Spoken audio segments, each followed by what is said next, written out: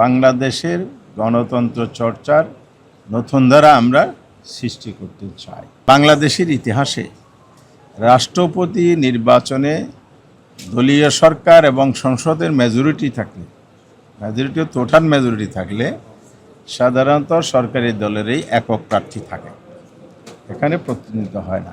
একটি মাত্র ইতিহাস বা রেকর্ড আছে 1991 সালের, যখন সংসদের মেজরিটি ছিল না কারো এককভাবে, জামাত ইসলামীর সমর্থনে 142 জন সম্ভবত বিএনপির সংসদ সদস্য ছিল। পরে নারী আসন যোগ হয়েছে, সেখানেও দেখা গেছে যে এককভাবে প্রেসিডেন্ট প্রার্থী বিজয়ী করার মতো সংসদ সদস্য বা ভোটার বিএনপির ছিল না। সে সময় বাংলাদেশ আওয়ামী লীগ সংসদে বিরোধী দল ছিল, তারা একজন প্রার্থী দিয়েছিলেন বদরুল হায়দার চৌধুরী, যার নাম আপনারা জানেন। উনি প্রতিদ্বন্দ্বিতা করেছিলেন, সেই প্রতিদ্বন্দ্বিতায় বিএনপির প্রার্থী জামাত সহ আরও অন্যান্য ওনাদের সমর্থন যারা করেছেন সেই সংসদ সদস্য আব্দুর রহমান বিশ্বাসকে রাষ্ট্রপতি নির্বাচন করেছিলেন। এরপর থেকে আর কখনো বিরোধী দল থেকে কোনো প্রার্থী এই আসনে হয়নি, এই পদে হয়নি। তো এবার আমরা প্রতিদ্বন্দ্বিতার সিদ্ধান্ত নিয়েছি 11 দলের বৈঠকে। আমরা 11 দলের বৈঠক করে শীর্ষ পর্যায়ের সেখান থেকে ডক্টর কর্নেল অলি আহমদকে আমরা মনোনয়ন দিয়েছি। দুটো প্রশ্ন আপনাদের পক্ষ থেকে আগেও এসেছিল, এখনও জাতির কাছে আলোচিত প্রশ্ন। একটা হলো, আপনাদের তো মেজরিটি নেই, তাইলে আপনারা কেন এখানে দিয়েছেন, প্রার্থী মনোনয়ন দিয়েছেন? আমরা বেশ শার্পলি এবং ক্লিয়ারলি বলেছি যে বাংলাদেশের গণতন্ত্র চর্চার নতুন ধারা আমরা সৃষ্টি করতে চাই। 91 সালে যদিও একটা সম্ভাবনা ছিল বিএনপির আসন কম থাকাতে, এখানে তো সে সম্ভাবনাও নাই। বিএনপিতে আগেই নিজেদের মেজরিটি সুনিশ্চিত কলা কৌশল করে নিয়েছেন, সেই কারণে তাদের সেফ সাইড আছে এখানে। তা আমরা এখানে জিতব কি হারব এটা নয়, আমরা প্রতিদ্বন্দ্বিতা ছাড়া কোনো নির্বাচন হোক এটা আমরা চাই না। এটাই গণতন্ত্রের সৌন্দর্য। গণতন্ত্রকে সঠিক ধারায় ফিরিয়ে আনার জন্যেই আমরা এই সিদ্ধান্তটা নিয়েছি।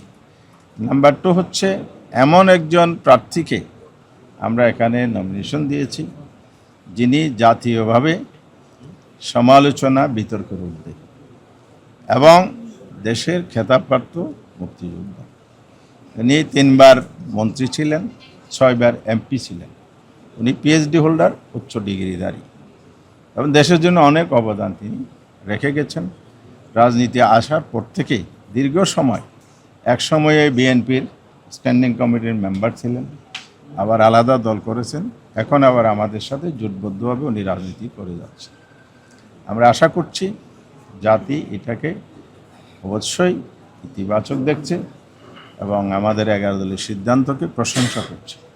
কিন্তু সমস্যা হচ্ছে, গণতন্ত্র চর্চার পিছনে সাংবিধানিক বাধ্যবাধকতা একটা ব্যারিয়ার তৈরি করেছে।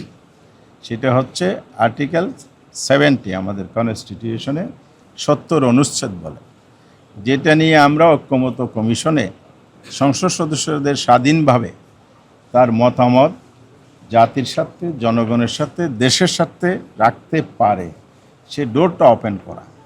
সেখানে বিএনপি সহ যারা ঐক্যমত্য কমিটি ছিলেন, আমরা 3 দিন প্রায় আলোচনা করার পর সবাই মিলে একমত হয়েছি যে আর্টিকেল 70 এখানে নো কনফিডেন্স, অনাস্থা ভোট এবং অর্থ বিল ছাড়া আর সব ক্ষেত্রে সংসদ সদস্যগণ স্বাধীনভাবে মত দিতে পারবেন, ভোট দিতে পারবেন। এটাই আমরা সবাই চেয়েছি। তো দুর্ভাগ্যজনক হলো সত্য, গণভোটে এটা পাশ হওয়ার পরও 12 ফেব্রুয়ারি বিএনপির একগুঁয়েমি এবং দলীয় সংকীর্ণতার কারণে, দেশের স্বার্থকে প্রাধান্য দিতে না পারার কারণে গণতন্ত্রকে আবার সেই জনগণের অধিকারের জায়গা থেকে প্রাতিষ্ঠানিক রূপ দেওয়ার ক্ষেত্রে ওনাদের গড়িমসির কারণে এই সংস্কারটা ওনারা করছেন না। বিশেষ করে গণভোটের যে রায় বাস্তবায়ন করছেন, গণভোটের রায় যদি বাস্তবায়ন হতো তাহলে আজকে আমরা আশা করতাম কর্নেল ওলি সাহেব বিপুল ভোটে বিজয়ী হতেন, কারণ সংসদ সদস্যদের কাছে উনি একজন গ্রহণযোগ্য যোগ্য প্রার্থী।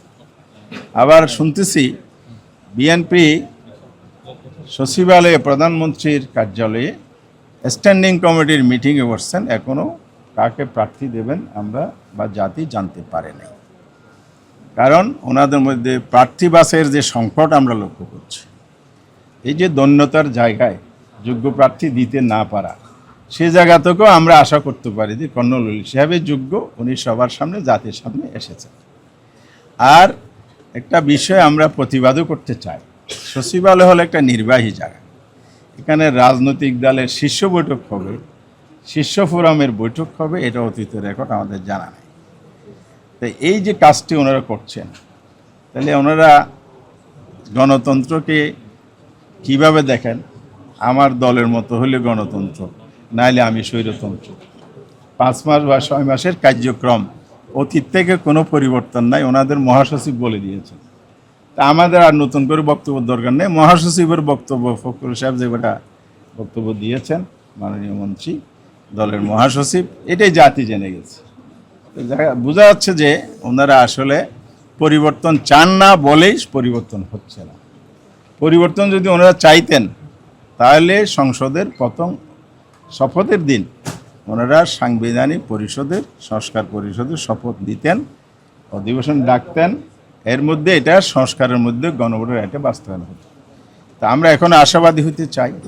পার্লামেন্টও আমাদের সংসদ সদস্যরা বারবার উঠিয়েছে, রাজপথেও আমরা ভূমিকা রাখছি, আন্দোলন কর্মসূচি অব্যাহত রয়েছে। আপনারা জানেন, ওনারা যাতে সংসদে অতি দ্রুততম সময়ের মধ্যে এই কাজটা করেন, অর্থাৎ গণভোটের রায়টা কার্যকর করেন, সেই সময়টা এখনও আছে। তাইলে ওনারা ইতিহাসে স্মরণীয় হয়ে থাকবে।